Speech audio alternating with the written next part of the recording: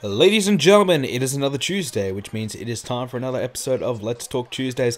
I am BrendenPlayz. Great to be with you guys once again, because we are coming off a big week, a big Battleground PPV, which I thought was really good, and a really good episode of Monday Night Raw to top it off. So, a big and a good week in wrestling, I think. So, we'll have plenty to chat about in this episode, no doubt. A lot of good questions that you guys have left.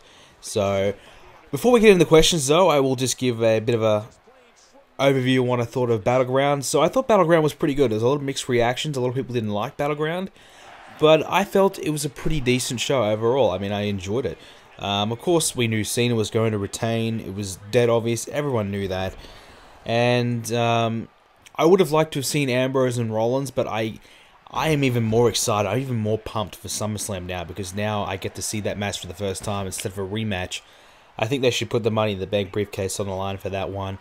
And, look, I enjoyed the Fatal 4-Way. I thought the Usos tag team match, whilst it started slow, really heated up and turned into a really good match in the end. The Battle Royal match was pretty fun. I thought Miz winning, that surprised me. I thought Cesaro was going to win, but obviously it looks as though WWE, I don't know what the fuck they're doing with Cesaro right now.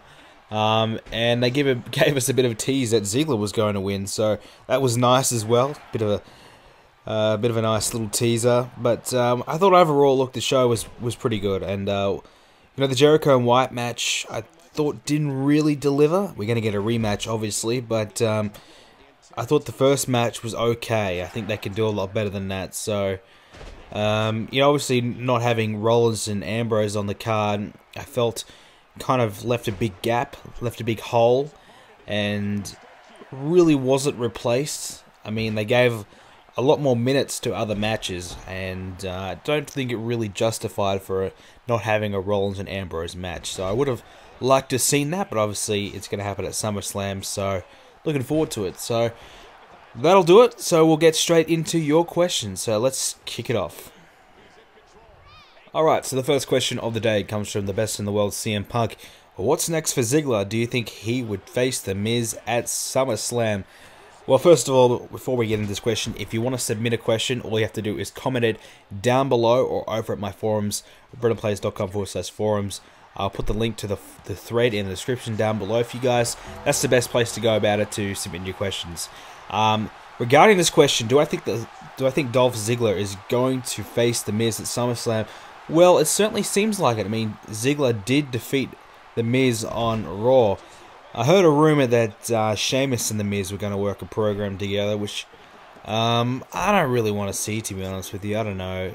This whole unify the US and IC title bullshit, it's not going to happen. I have no interest in seeing those two titles unified. As much as those titles don't mean anything, I think it would be a big and bad mistake to unify those titles, because then you only have two singles titles across, three major shows. I mean, you got Main Event, SmackDown, and Raw, and you only have two titles. That means there's a lot of TV time that's devoted around non-title storylines, which I don't think is a good thing. I think you can have a couple of big headline feuds and a couple of mid-card storylines that aren't, related around the championship belts, but I think the main emphasis and the main focus needs to be around championship belts on a wrestling show, because, that's the whole point of it. You want to win, you want to be the champion, and, that's like how it is in real sports, MMA and boxing. These guys want to be the champions, so if you don't have any championship belts to go for, what's really the point in competing? Okay, I don't like this guy, I'm going to try, beat him. Keep the main championship unified. I don't want to see those titles de-unified, because it obviously makes the World Heavyweight Championship mean absolutely nothing. But keep the US and the IC title ununified. Keep them as is. It's working. Obviously they're not a big major title anymore, but with the right booking, you can turn it all around. Okay, this next one comes from Cobhead Jake. Bit of a shout out for Cobhead Jake. He's one of the moderators over at my forum. He wants to know, what do you think of the new faction / stable with Xavier Woods, Kofi Kingston, and Big E that seems to have started? Do you think they will be given a chance to prove themselves, or do you think they'll just turn into the new 3MB jobber stable? Well, that's a good question. Looks as though Xavier Woods has kind of formed some new stable with Big E and Kofi Kingston. A bit of a Nation of Domination 2.0 as it seems. I think this is a good move. I think it gives something for these guys to do, but obviously you have to wonder, now that 3MB's gone, are these just the new guys to replace that, that big hole? Are these just the new group of jobbers just to, lose to everyone every week now that 3MB's no longer with us? Could be. But, with the right booking, these could make these guys a legitimate threat. If it were me, I would add Mark Henry as the leader of the group, add in R-Truth as well, and probably, even if you want to go even bigger, maybe Titus O'Neil as well. So give these, put all the black guys together and just, have them fight against the world. Maybe not Mark Henry.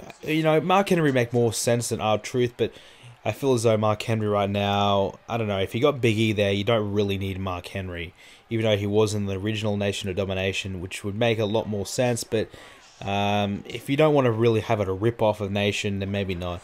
But I think R-Truth, since he's already a buddy of Xavier Woods, makes more sense, and, maybe you can have Mark Henry, squash the Nation of Domination, and, say, look, we tried this one before, back in the 90s. It didn't solve anything, didn't work, Maybe have Henry fight against them. I don't know. But I think it's a good thing. I think it gives something for these guys to do. I honestly thought Xavier Woods was going to be the next guy to be fired. I really did. I didn't see anything for him.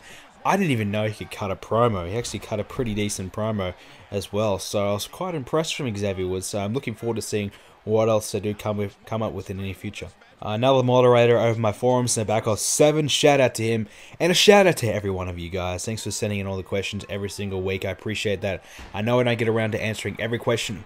I apologize if I don't answer your questions, but I do pick out the best questions that I feel as though are relevant. Anyways, Nabakos, he wants to know, what would your reaction be if Cena turned heel at SummerSlam to defeat Brock Lesnar with a little help from Paul Heyman? Nah, I don't want to see that happen. If Cena's going to turn heel, I don't want this to be how he does it. Aligning himself with Paul Heyman, nah. Brock Lesnar should never be a babyface, I believe. He should be a dominant heel, so turning his back and teaming up with Heyman would make Brock Lesnar a face. Nah, it just doesn't work. And I think Cena right now, he's nowhere near going to turn heel. If he was going to turn heel, it would have happened years ago. Cena's not going to turn heel anytime soon. So my reaction is no reaction because it's not going to happen. Bailey14, what do you think of Steph being arrested? I actually really enjoyed this segment. I thought it was a really well done segment. I thought Brie Bella was actually really good in it. I think it's really got me interested in the storyline between the Bellas and Stephanie. I'm actually really looking forward to seeing what happens next, which is quite surprising. I thought the arrestment segment was really good and really well done. I actually thought those guys were cops, so maybe they even were, I don't know, but it seemed believable, it seemed legitimate, and the only problem I really had with it is that they played it 1,000 fucking times. It was like they played the replays and then 5 minutes later they replayed the replays again of the segment. Like, we are not idiots. We just watched that. We don't care. We've seen it now. Good segment, but you don't have to keep replaying it over and over. And that's kind of the thing that WWE does a lot, which is really frustrating. We don't really want to see it over and over. Just let it happen once. Maybe replay it again, an hour or hour and a half later on, but not 10 minutes after. But anyways, I digress. This segment was good. Looking forward to seeing what happens next. I think my prediction would be a Bella versus Steph.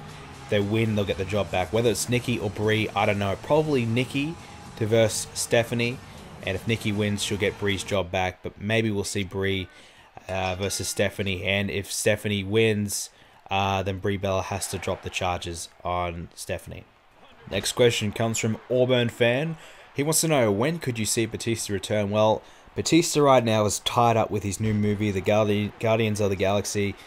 He's promoting the hell of it. I've seen it on his Facebook and Twitter. He's doing everything right now. So probably around October, I see Batista coming back. I think he should come back. I want to see him back. He deserves a better run than what he had when he came back from the Royal Rumble to whenever the payback or whatever. So Batista will be back. It just won't be for a couple more months. Ron Bon, who should Roman Reigns face at WrestleMania 31? I think it should be Brock Lesnar. I think Brock Lesnar should be the World Heavyweight Champion. And Roman Reigns should beat Brock Lesnar for the WWE World Heavyweight Championship at WrestleMania 31. Have his big moment. And not only that, beat the man who beat The Undertaker's streak at WrestleMania 30. And, you know, it'll put Roman Reigns over huge. So his first title victory against the Beast, Brock Lesnar. That's how I would do it. Another one from Bailey14. He wants to know, do you think because of what has happened in Ukraine with Vladimir Putin, do you think WWE will drop the Rusev and Lana gimmick? No, I don't think they're going to drop it. I don't think it was all that serious in terms of what Russia did for WWE to have to, you know, pull the plug on the gimmick. I mean, you know, I'm not going to go into the whole incident or anything like that. You know, it was a terrible incident and everything. But, you know, what happened... You know, the only real contrast, you know, comparison we could really make is the Muhammad Hassan gimmick, and that was just straight out terrorism and, you know, terrible. And, you know, WWE had really no choice then, and probably in the PC society we really live in right now, WWE probably should be dropping the gimmick, but I don't think it's really that necessary. I think it would just be a bit of a waste. I don't think it's really going to give them that much backlash. I mean, I know they've been given a little bit of media coverage from fucking stupid people who think WWE is all real and, you know, oh, they mention it on TV, it's the end of the world. No, it's not, you know, it's wrestling. Who cares, you know? These people are made up characters, you know. If you get offended by it, then turn the TV off. But realistically, you shouldn't be getting offended by it because you know they're not even Russian. Lana's not even fucking Russian, so it doesn't even matter. So, in my opinion, keep the gimmick and keep pushing Rusev. Rusev's good, man. I enjoy him. He's good. Monda, again, have you ever thought of switching from PlayStation to Xbox? No. I have thought about buying an Xbox as well as a PlayStation, with PlayStation being my main console, but having Xbox, I don't know, I guess just to have one, and so people can play with me on Xbox. I don't know. I used to do Call of Duty videos back in the day before I started this channel, so I was thinking about getting an Xbox to record my Call of Duty videos, because obviously Call of Duty runs way better on the Xbox compared to PS3, because I used to be just a big time Call of Duty player, but now I'm not that anymore. I really have no urge or there's no real need to get an Xbox. Obviously, if someone bought one for me, I'd probably play it here and there, but I don't need one. I've got a PlayStation 4 and a PlayStation 3. I've always been a PlayStation guy and always will be. And Mondo followed up with another question. What do you think of the Usos retaining the tag titles, and who do you think they'll face next? Well, who will they face next? That is a big question. I have no idea. I mean, maybe if this new Nation of Domination thing kicks off in time, they may be able to build those guys up for SummerSlam. Probably not. We'll probably see another Wyatt family match, to be honest with you, because what else are the Usos going to do? Stardust and Goldust? Well, those guys, I think, are babyface. I don't know. I hate those. I hate Stardust. He's terrible. But there really is nobody, unless they want to put Ryback against the Usos, just to kind of be a bit of a filler. WWE's got a real big issue with the tag teams right now. I'm surprised the Wyatts didn't win the belts so they could have a third match with the Usos and just drag it out. I think they need to bring up the Ascension from NXT just to add another tag team in and put together a few guys who aren't doing anything and make them a tag team. You know, we need some more contenders. I think we probably need a couple more heel tag teams, to be honest with you. So I think Kofi and Biggie as a tag team would be great. So I would hope they continue that. But obviously, I don't know if they're going to do a whole branch out and make this stable, you know, 4 or 5 guys. I don't know what the hell they're going to do with it, but WWE needs some more tag teams, so my prediction would probably be Ryback just to be a bit of a filler. And the last question comes from Auburn Fan. How much longer do you think Damien Sandow has in the WWE? Well, I think Sandow has a long time. I think he has a lot more years in him. Obviously, the big kind of controversy around Sandow right now is he done? Is his career over? You know, the gimmick that he's got, dressing up as a new person every single show. I think it's just a straight-out comedy gimmick. I don't think it's I'm getting buried gimmick, because this week he got mic time. He's getting TV time every week. He gets, 5 minutes, 10 minutes every week. He doesn't win any matches, but he's still getting time. And there's a lot of interest around him. He's got a bit of a buzz, oh, what's Sandow going to be this week?